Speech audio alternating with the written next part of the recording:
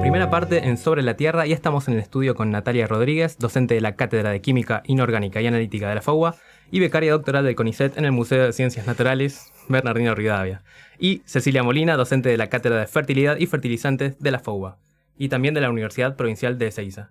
Natalia y Cecilia se van a referir a un mapa colaborativo de las iniciativas de restauración de la Argentina. Muchas gracias por venir al estudio. Hola, ¿qué tal? Gracias a ustedes por invitarnos. Sí, bueno, muchas gracias por invitarnos y buenas noches a ustedes también. Bien, si bien ya vinieron un par de veces acá y hablamos de este tema, ¿nos quieren refrescar un poco a qué nos referimos cuando hablamos de restauración? Bueno, nosotras somos parte del Nodo Pampas, de la Red de Restauración Ecológica de Argentina, y tenemos un proyecto donde mapeamos distintas iniciativas de restauración en nuestro país. Y cuando queremos pensar un poco en lo que es la restauración, nos damos cuenta de que en realidad es un concepto y un proceso complejo. No es tan fácil querer sistematizar todo lo que se está haciendo en nuestro país vinculado con la restauración. Hay como una definición más internacional o más reconocida, que es quizás la que aparece en Google cuando ponemos, ¿qué es la restauración? Y esa definición nos dice que es toda actividad o toda iniciativa que lo que intenta hacer es impulsar a un ecosistema para que vuelva a su estado más original, ¿no? A su composición de especies o a su estructura o a su funcionamiento como previo a un disturbio.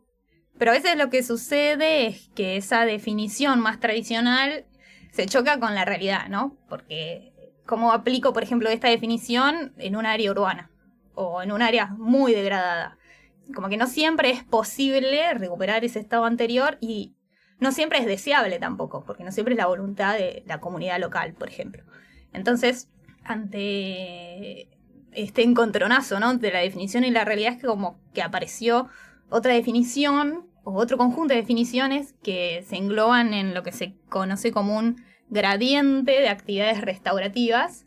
Entonces, en un extremo de ese gradiente es donde está esta restauración ecológica como más completa o más integral, que busca el ecosistema prístino. Pero en el otro extremo del gradiente es donde están actividades más de remediación o de rehabilitación que buscan eliminar quizás este factor de estrés o este impacto sobre el ecosistema y recuperar alguna función del ecosistema, pero no necesariamente a su composición o a su estructura prístina. Entonces nosotros, cuando empezamos a ver qué características tenían los proyectos que habíamos logrado georreferenciar, nos dimos cuenta que quizás tenemos muchos que están dentro de este extremo del gradiente. Como que hay muchas voluntades de hacer cosas, pero no siempre se logra ese objetivo tan teórico que dice la gran definición de restauración. Ahí mencionaste algo del trabajo directamente, pero quería preguntarte antes, ¿qué las llevó a georreferenciar y a intentar hacer esto? ¿Eso es porque no tenemos tanta data? Como comentó Nati al principio, nosotros somos parte de la Red de Restauración Ecológica del nodo, Pampas, estamos acá en Buenos Aires, y hace unos años empezamos a trabajar en conjunto, y de hecho, nos conocimos en eso, y nos dimos cuenta que, eso, no sabíamos cuáles eran los proyectos de restauración, o sí conocíamos que había diferentes, pero no teníamos en un mismo lugar todos los proyectos en su conjunto. Entonces, decidimos lanzar una encuesta abierta, participativa, que de hecho todavía está abierta, es como que se va actualizando, no automáticamente porque lo actualizamos nosotras, pero uno puede cargar si tiene un proyecto de restauración en cualquier momento. Entonces eso nos permitió empezar a ver en Argentina dónde y qué tipos de proyectos teníamos o encontrábamos. Y hay que aclarar es que la gente que tiene un proyecto se anota, no es que nosotras empezamos a buscar los proyectos, sino que nosotros invitamos y difundimos por diferentes medios, redes sociales, correos y demás, para que la gente se anote en este mapeo, pero no es que nosotros lo buscamos, sino que es de manera participativa, el que tiene un proyecto lo carga, digamos. ¿Hablaron de georreferenciar? ¿Es solo mapear o tiene otra cosa? Bueno, una de las primeras preguntas de esta encuesta de mapeo fue dónde estaban ubicadas las iniciativas. Entonces, de hecho, le pedimos la localidad, la provincia, pero también la longitud y la latitud. Y cuando empezamos a hacer este primer mapa, observamos que teníamos distintas iniciativas en distintas partes del país. como en una etapa posterior, cuando empezamos a analizar un poco más, lo que hicimos fue sumarle una capa a ese mapa y ver, por ejemplo, en qué ecorregiones estaban más distribuidas, dónde había más, dónde había menos, también como un objetivo nuestro, ¿no? Como, bueno, dónde están y en qué ecorregiones se ubican. Y como un poco después de eso, lo que empezamos también a querer saber, ya que teníamos esa distribución geográfica, era si había una correlación entre, por ejemplo, el estado de degradación de las ecorregiones y la cantidad de iniciativas, como esperando quizás que donde estén más degradadas haya más iniciativas. Y a su vez, contestando a tu pregunta, además, ¿qué otras cosas que estudiaron con este mapeo? También en referencia a esta georreferenciación, otra cosa que evaluamos también en una segunda etapa, después de pedirle los datos o que la gente cargara sus datos, es si estaban o si la zona circundante a la iniciativa de restauración era una zona urbana o no urbana. Claro. También como entendiendo que quizás en las zonas urbanas que hay más gente, haya quizás más iniciativas.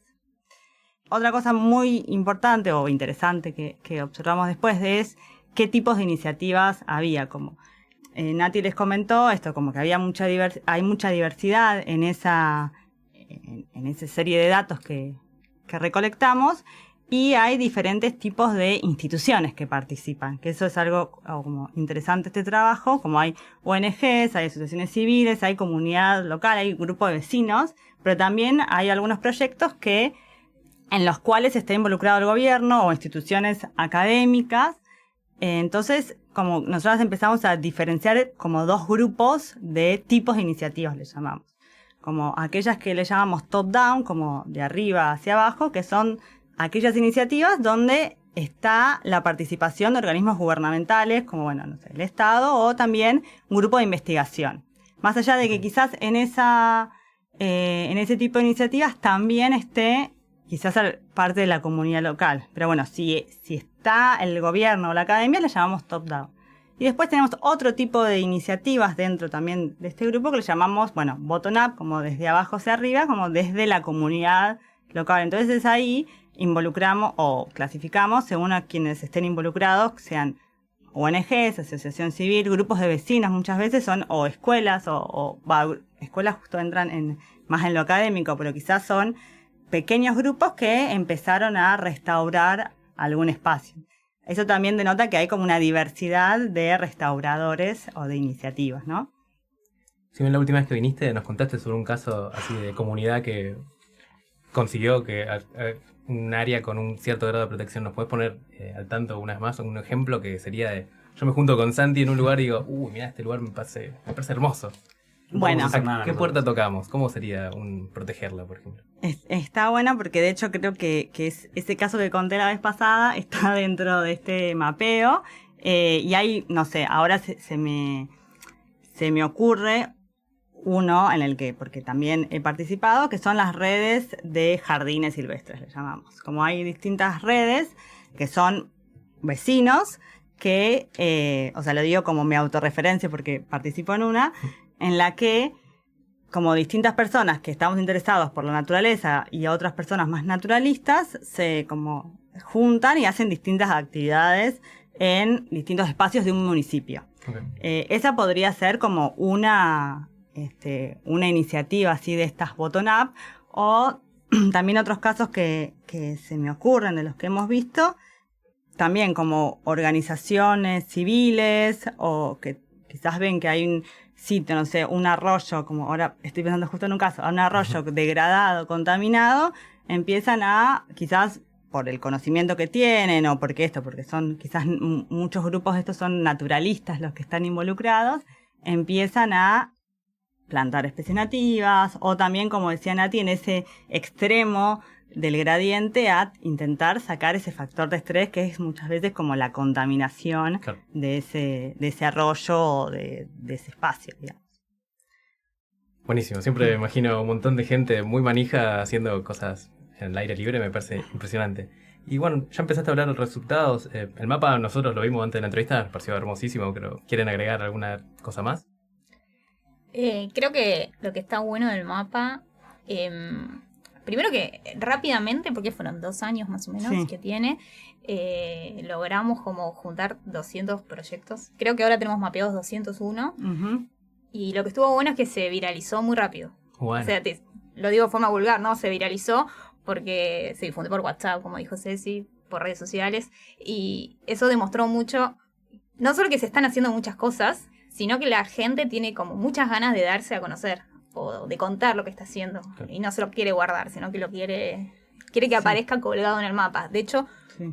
nos pasaba que a veces nos escribían y decían, che, mi proyecto todavía no lo veo. Y claro, Sí, nosotros, claro, le decíamos, pero dame un minuto porque lo cargo yo al proyecto. Sí. Entonces hay como mucha buena predisposición a hacer restauración. Y con esto que contaba Ceci de los proyectos que nosotros los llamamos bottom-up o autogestionados, encontramos que son como casi el 40% de todos los que logramos juntar. Eso nos habla de que hay mucha gente que se percibe como restauradora y que no está esperando que le llegue un gran financiamiento o que el gobierno le dé el ok o el acompañamiento de un, quizás, entre comillas, investigador profesional en el tema. Activan. Claro, Sí. activan, tal cual. Se activa, en lo que es restauración se activa mucho. Y otra cosa que también está buena, que una de las preguntas que nosotros hicimos en este cuestionario que les contaba Ceci era, bueno, ¿cuáles son las dificultades con las que vos te encontrás para hacer restauración? Y lo que más decía la gente era la falta de financiamiento. Pero a pesar de que la falta de financiamiento sea una de las principales dificultades, se hacen un montón de cosas. Y entonces eso habla que la restauración no solo es gente que activa, es gente que activa a pulmón encima. claro. Y eso está buenísimo, porque eso habla mucho de quizás una definición más propia de la restauración para nuestro país, que también no está en ese extremo de gradiente que viene de esa definición tan más hegemónica, por decirlo de alguna forma. Claro. Y Sí. además de que le lleguen todos estos datos y personas que tenían ganas de activarlo, pudieron ver relaciones entre los lugares, algunas características que por ahí no esperaban, que otras cosas encontraron, o relaciones entre las áreas.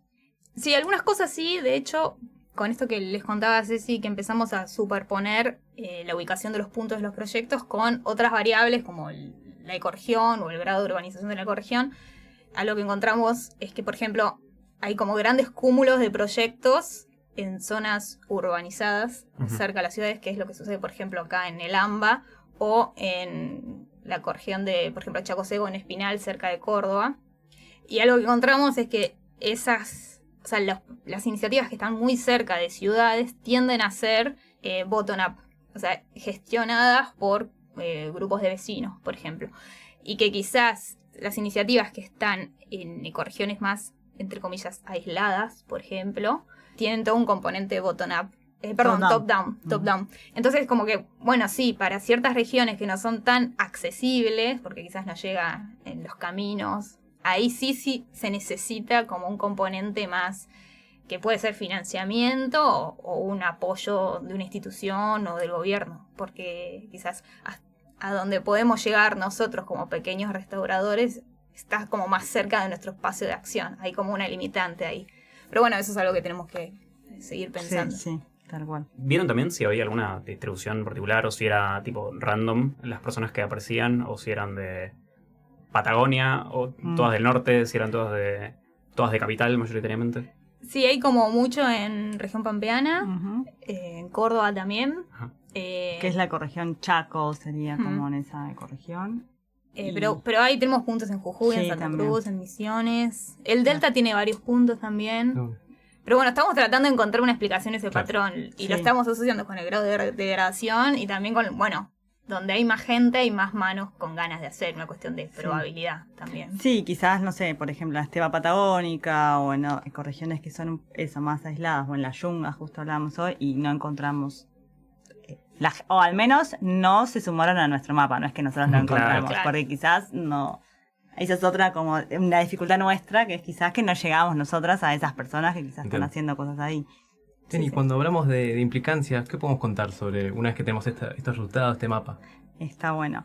Mira, una cosa que no mencionamos al principio, pero que fue nuestra idea original del mapa, es que queríamos que la gente se conecte. Entonces, nuestra idea era, si yo tengo un proyecto de restauración, lo subo al mapa o lo cargo en esa encuesta y después me puedo como relacionar con alguien que esté en las cercanías. De hecho, como nuestra idea ahora es esa, que si, no sé, ustedes quieren sumarse a algún proyecto de restauración, tienen el mapa y dicen, yo vivo en Recoleta. Y bueno, a ver, ¿tengo ahora alguno cerca para sumarme? Esa fue como la primera idea que teníamos. No sabemos si funcionó o no, pero nos han pedido el mapa para ver eso, así que, o sea, al menos alguien tuvo ese interés, así que desde ese lado como es una implicancia como la que creemos más importante en el principio, porque es visibilizar eso. Y bueno, y por supuesto, visibilizar estas iniciativas, visibilizar que hay como decía Nati, muchas iniciativas de abajo hacia arriba, hay muchas personas que están o se consideran restauradores o están haciendo actividades de restauración. También generar redes de trabajo, identificar las dificultades que tiene la gente, como una de las principales cosas que vimos es la falta de financiamiento, y en eso uno puede pensar, bueno, si hay muchas personas que tienen falta de financiamiento, pero están en una misma zona o en una misma ecorregión, quizás se pueden pedir subsidios que para trabajar como en conjunto. Eso como es en el escenario ideal, pero estaría muy bueno. Y también brindar información a los tomadores de decisiones. Eso nos parece que es súper interesante. De hecho, hace unas semanas, toda esta información que recopilamos se la prestamos al ex Ministerio de Ambiente, que está trabajando con temas de restauración a través del el Convenio de Diversidad Biológica y demás que Argentina firmó en su momento. Entonces, bueno, también es una transferencia digamos, desde nuestro lado hacia quienes toman las decisiones. Bueno, nos estamos quedando sin tiempo, pero si quieren brevemente, ¿nos quieren contar cómo sigue, si tienen algo pensado para el futuro? Una cosa cortita, ya que nos estamos quedando sin tiempo, es que pueden seguir sumándose a los proyectos. Y una cosa que pensamos cuando empezamos a ver los resultados y las cosas que la gente cargaba, es que, por ejemplo, en ese gradiente que decía Nati hoy al principio de restauración, no sabemos en qué gradiente están. Entonces, como a futuro, cuando terminemos con esto, sería interesante poder saber en dónde tenemos mayor gradiente. Y bueno, y por supuesto, como visibilizar esta información que se sistematizó porque antes no estaba, y que más gente también pueda conocer que existen estas iniciativas. Y una cosa más que nos gustaría hacer también es poder ir actualizando el mapa, pero no solo en que se sigan sumando proyectos, sino que los mismos usuarios, digamos, los mismos que se cargaron, puedan ir actualizando el estado de avance de su propio proyecto, como para poder hacer de la restauración algo más como un manejo adaptativo. Entonces, si uno puede ir actualizando cómo va respondiendo su ecosistema, su ambiente, podemos ir también ajustando técnicas de restauración, y es que eso también sea una recomendación que pueden hacerse entre restauradores. Muy breve. Alguien que está escuchando y se muere por restaurar la zona en la que está, ¿cómo hace para buscar el mapa, para acceder y demás? Sí, en nuestro Instagram está el mapa subido, ahí el link a la encuesta, que es mapeo.restauración.org. Como si va al link, va a encontrar, o sea, si va al Instagram, va a encontrar el link al mapeo, va a poder ver el mapa, y si quiere cargar la encuesta y, bueno, conocer otras personas que también estén en sus zonas. Espectacular. ¿Llegaremos al 300 a partir de la entrevista? Sí, yo creo que sí. Bueno, Natalia, Cecilia, muchas gracias por haber estado acá. Los esperamos con resultados después. Dale, Sí. bueno, gracias. Listo. Con un mapeo más grosso. Vamos a un corte y volvemos para la segunda entrevista. Gracias.